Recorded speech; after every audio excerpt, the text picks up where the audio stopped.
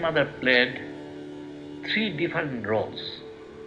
Though they cannot be you cannot separate them into compartments. She acted as mother, acted as teacher, and acted as divinity.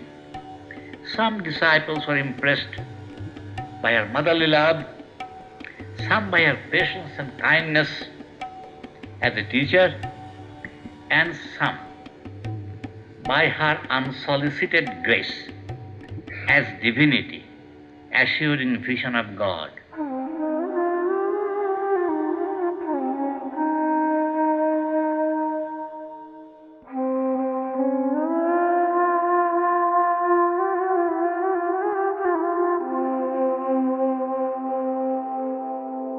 I came to Holy Mother when I was a schoolboy.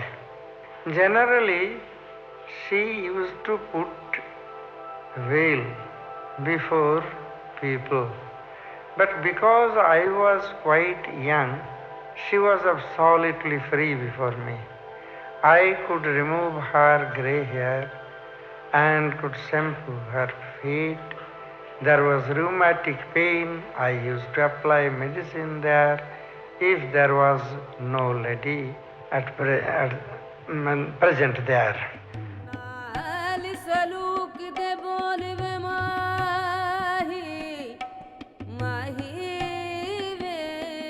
Will you see Holy Mother? I said, Holy Mother, you mean Paramahansa's wife? Yes. Then she was right there. And so I touched her feet, her toes. You see, we do that with our fingers. And she kissed me like our mother's kiss. Take the fingers her fingers here on the chin, and then she puts it on her lips. And then she said, Son, haven't I seen you before? I said, No, Mother, I have not seen you. But of course, mothers recognize their children, but children, unfortunately, do not recognize the mother, who is the mother of the universe.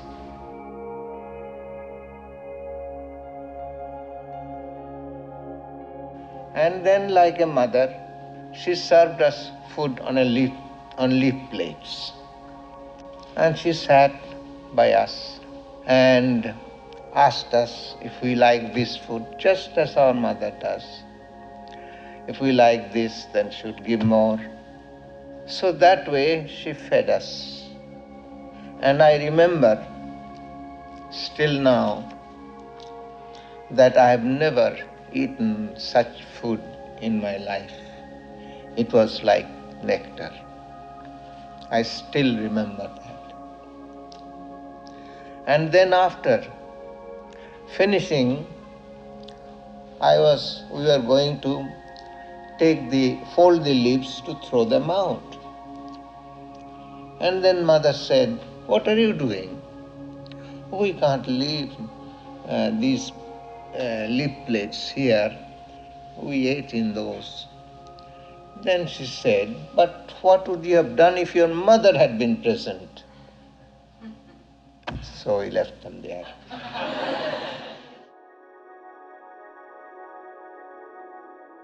One day, I caught some fish from this tank, from Mother's tank. So it was Sunday, there was a heavy rain, and the fish were coming out of the tank and going outside, so I caught so many and kept them in water pots.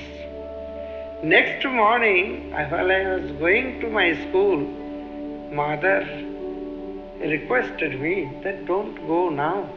I will cook fish for you and rice. You eat and go to your school. Otherwise, if these die before you come on next Saturday, I will be very sad. So instead of going to perform puja, she began to cook fish for me and rice and gave me food nicely. And when I went, she went to the shrine room for Guru Maharaj's puja. I must tell you one little incident which I saw myself. Well, it was long ago, over 50 years ago. I was taking leave of her. I went to her village. Well, as I took leave of her, well, I said, as is the custom in my part of the country, Mother, I am going now. And she said, no, never say that, because that is not the custom in our part of the country. You must say, now I shall come back again. You know, in French, you say au revoir, or auf Wiedersehen in German. In English, you say goodbye, the final. So she said, never say, I'm going. Then I stood in the courtyard, and she went inside the room and brought a cup of rice pudding. And she tasted a little, because we all like to have, food tasted by our teacher. And then she gave me to eat. She said, eat in my presence. Then she touched my cheek, caressed me, and then as I was leaving, she followed me. She was going to Calcutta. Swami Sarada came to take her. So she started last of all. Then I was also going along with her palanquin. Now coming to the riverside, Mother ordered me, my dear boy, you go back, you need not cross the river. Now when I read the scriptures, I find that, only up to the riverside one must see one off. So I was ordered that you take leave from here, you need not cross the river and go to the other side. Then I was very sad, and as soon as Mother said, my dear boy, don't weep, I am coming after 3-4 months, I began to weep like anything. Mother also began to weep, and she got down from her palanquin and then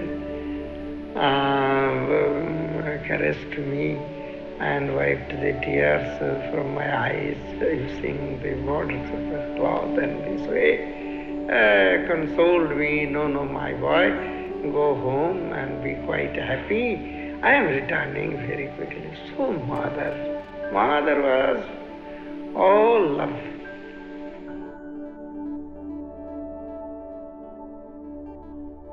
When we left her, she stood by the door and kissed us, and as far as she could see, she kept on looking at us. This was the custom that she had with everybody that used to go to her.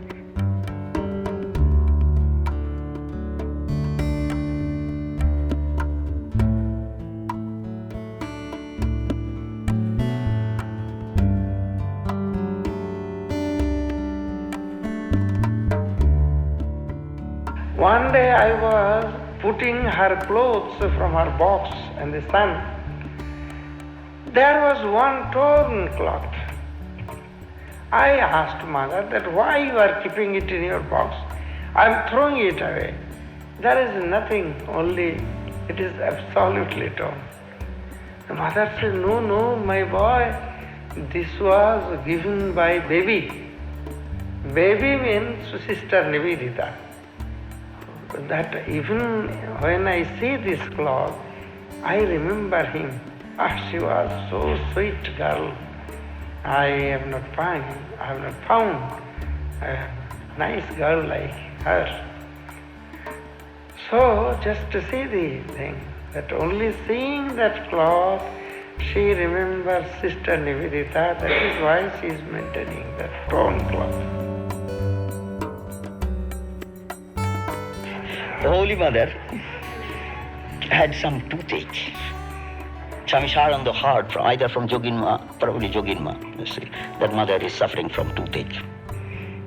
Then a dentist was a devotee of our mutt.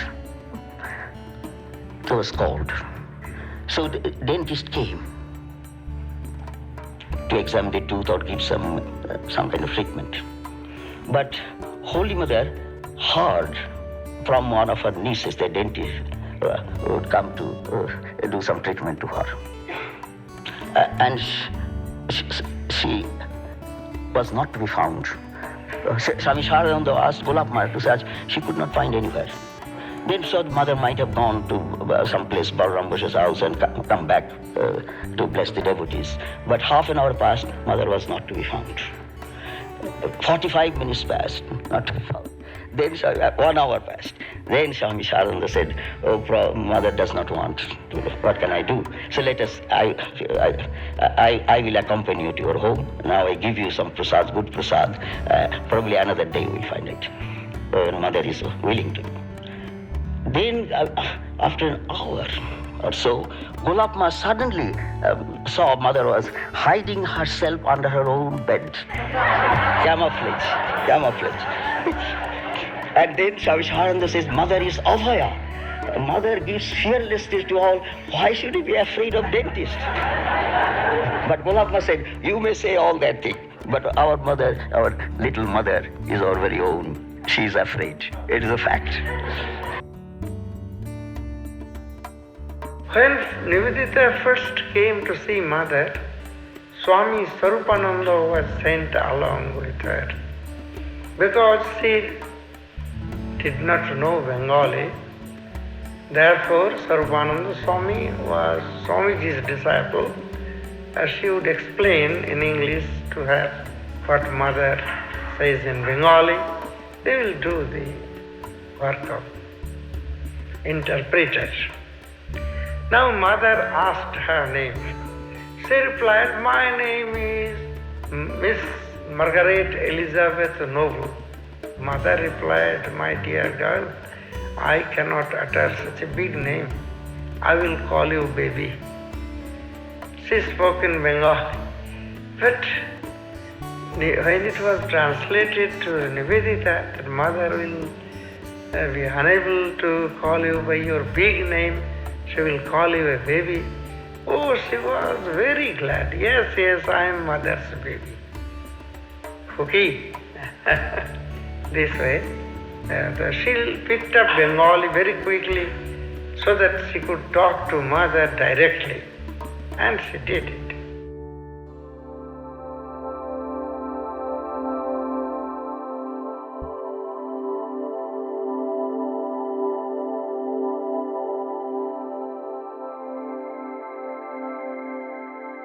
I thought of taking initiation from mother. I found that so many ladies and gents were taking initiation from mother. I was afraid whether she would give me initiation in that young age. But she was very glad as soon as she heard that I wanted initiation.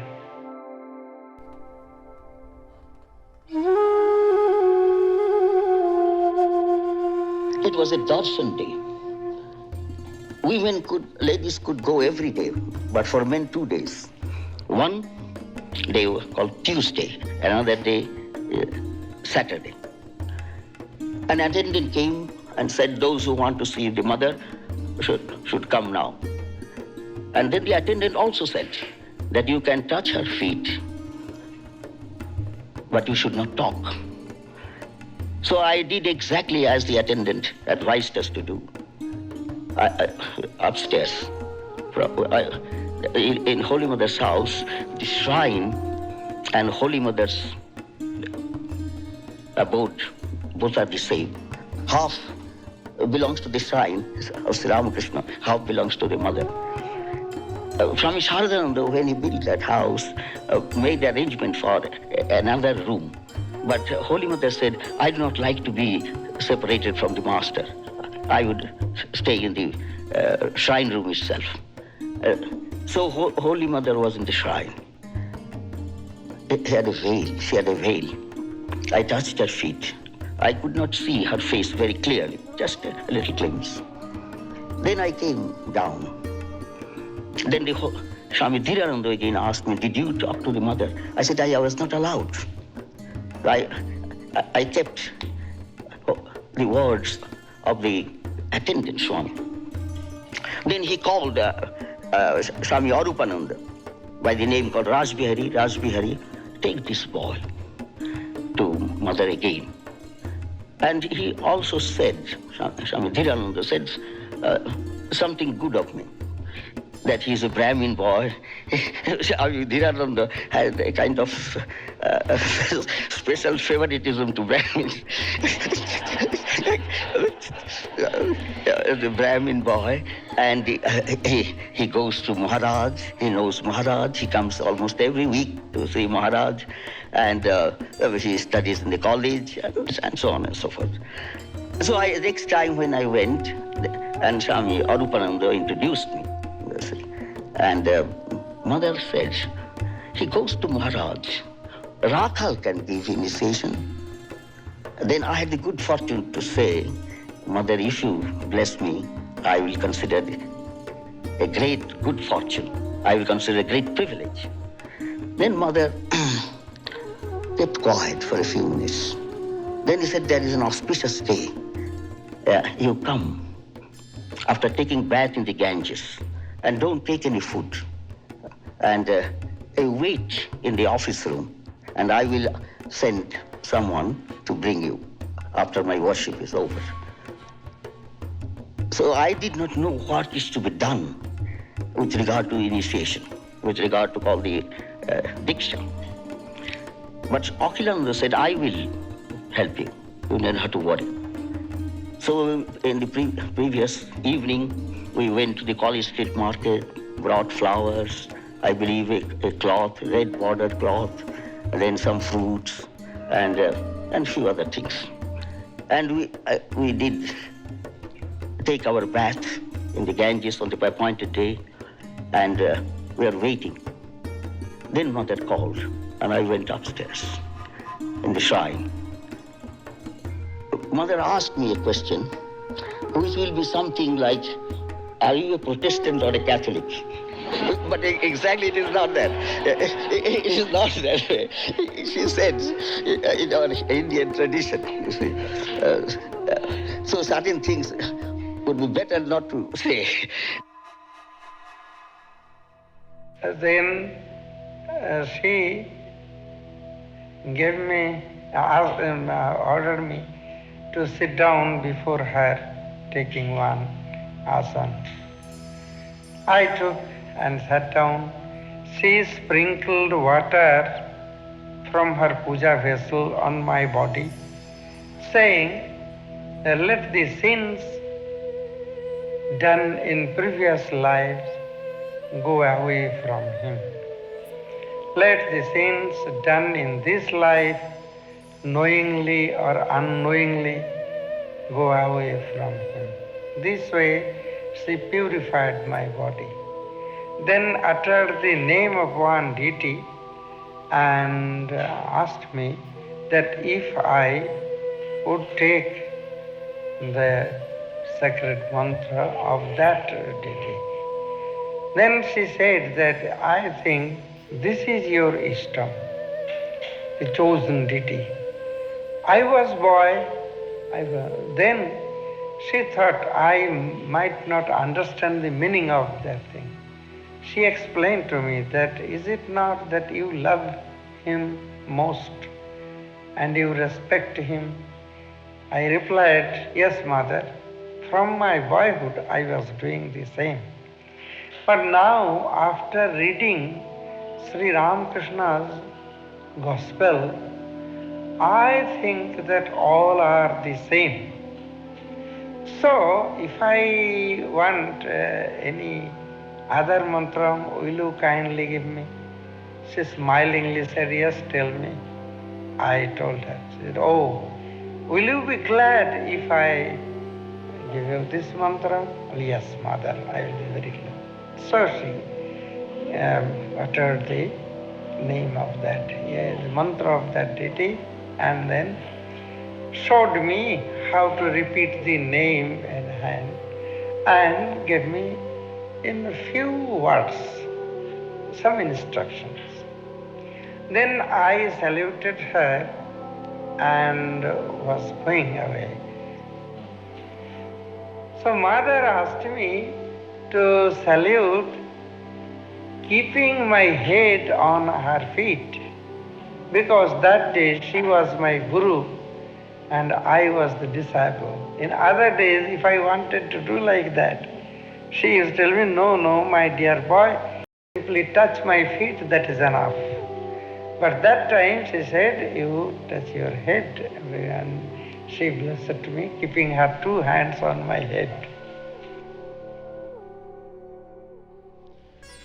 There was one holy man who came. He did not belong to our order, but he came and went and prostrated before Holy Mother. And then he came and sat at the Udbodhan office downstairs. And Mother sent 3 fruits to this holy man. But he was keeping silent. And they said, go away now. He would not listen to anybody. He sat straight there. He would not move. Then about an hour later, Holy Mother sent another fruit. And as he received that fruit, he began to dance in joy, saying, at long last, Mother gave me liberation. You see, three fruits, dharma, artha, kam. Dharma, merit. Artha, fortune. Kama, what you desire you get. But moksha is liberation. So, when Mother gave him 3 fruits, he held them but would not move until she sent another fruit. I was rather sad when I found Swamis, Brahmacharis and devotees were asking Mother so many questions. Because I knew that Mother only read one primary book. She had no education. And when she began the next primer, her nephew snatched away that book, saying that no, ladies should not have education, then their character will be bad. They would write letter to gents and will spoil their character. So saying, she snatched away that book. So Mother did not study much. How can she answer questions? I never knew the meaning of the question. I was a quite young boy. And the reply Mother was giving, but I found that everybody was pleased and their problems were practically solved. Mother gave solution to every question because she had realization. Once realized, she can answer all the questions of the world. There is nothing unknown to her. So this way she was practically removing the doubts of everyone.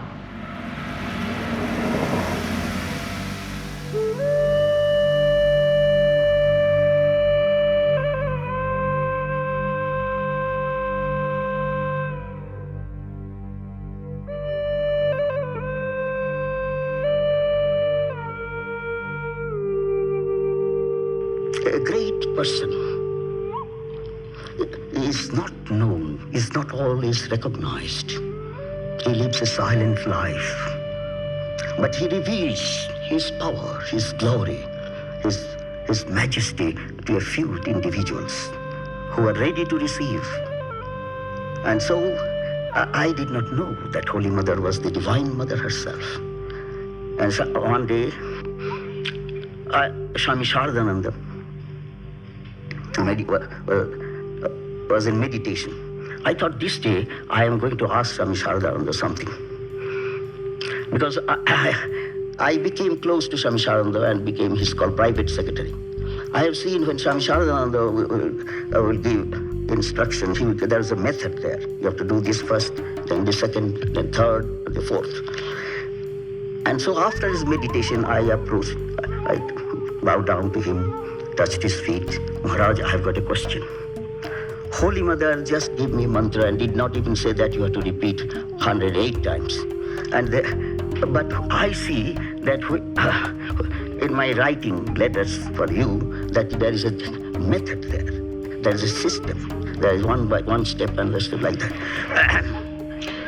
Would you kindly add something what Holy Mother has given? Ladies were the greatest fools. Do you know who Holy Mother is? Is called Jagat Janani, Universal Mother. What she has given you is the last word of spiritual life. You repeat that mantra and cling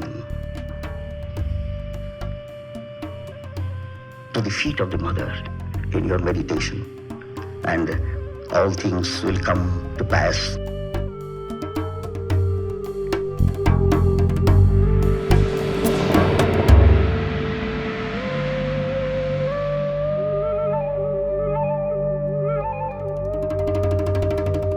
Once a week they would allow men to come and touch the toes of her toe, touch her toes. And she would remain veiled. And so I used to go and touch the toes. And I used to go because I'd get a wonderful sensation, like an electric shock every time I touched. And then later I learned that way she transmitted spiritual power. But I didn't know, but just for that sensation, because afterwards I'd feel a soothing influence in my whole body. So just for that I used to go once a week. And she used to come and live in Calcutta for 6 months as a general rule, and then go back to Jairambati for 6 months.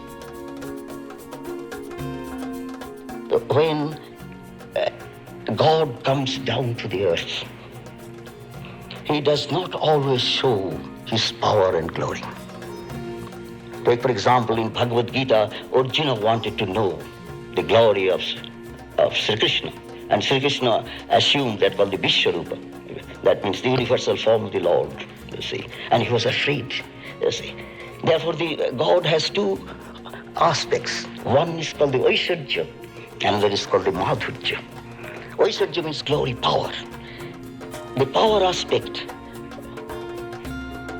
is recognized by some, no doubt, but the Madhurya is recognized by the devotees, the faithful. And it is the Madhurya aspect that I have seen. The Mahakaruna. I did not see the Mahashakti. Sri Ramakrishna recognized that. Therefore, he worships Holy Mother at the end of all his sadhanas as Mahavidya, as great power of wisdom, power of knowledge. But I have seen the Karuna aspect. I was unknown to her. But even the first day she made me feel that I belong to her for all times. So we find this Madhurya aspect. The Madhurya aspect means the aspect of sweet human instinct or characteristic.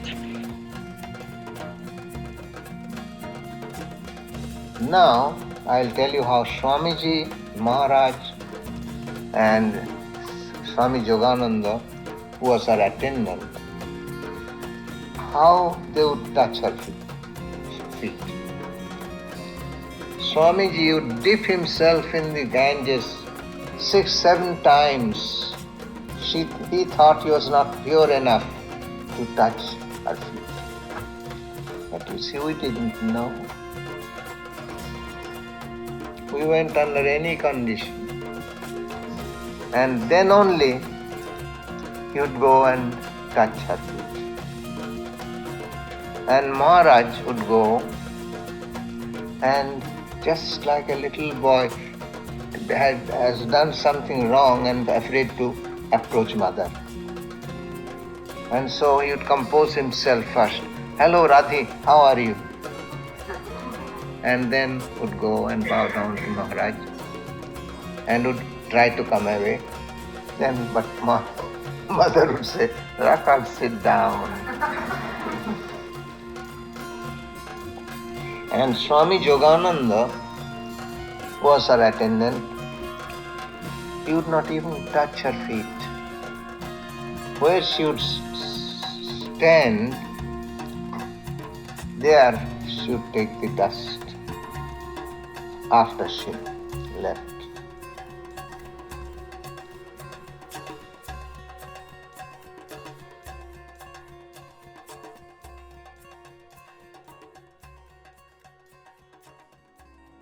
There was a drunken man, and Swami Saradananda never allowed him to go and see Holy Mother because he did not know how she would behave. And he remained drunk almost all the time.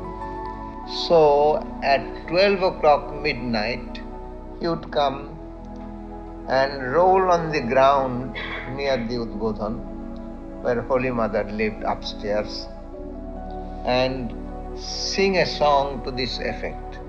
Cherish my precious Mother Shyama tenderly within, O mind. May you and I alone behold her, letting no one else intrude. And then he would add a line, let not the rascal Sharad intrude.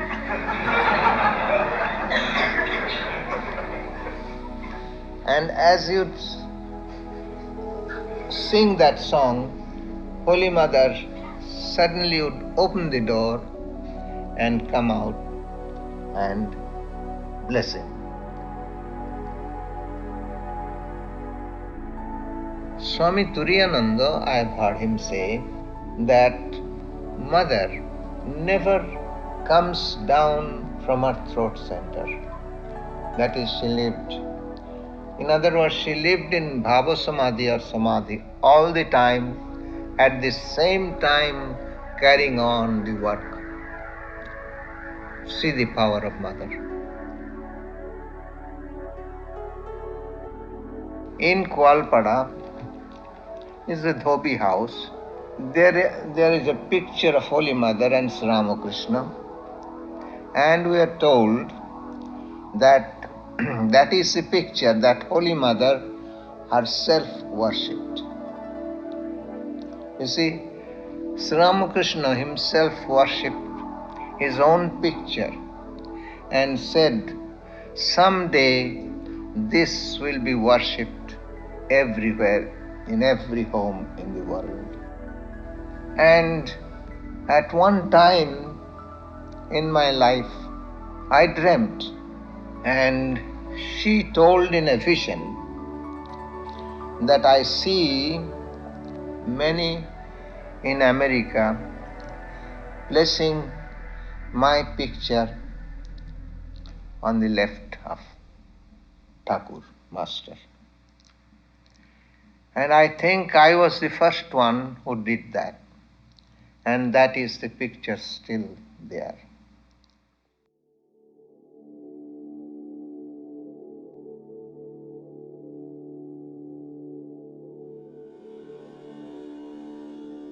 Father represents a kind of distance. Mother represents a kind of closeness.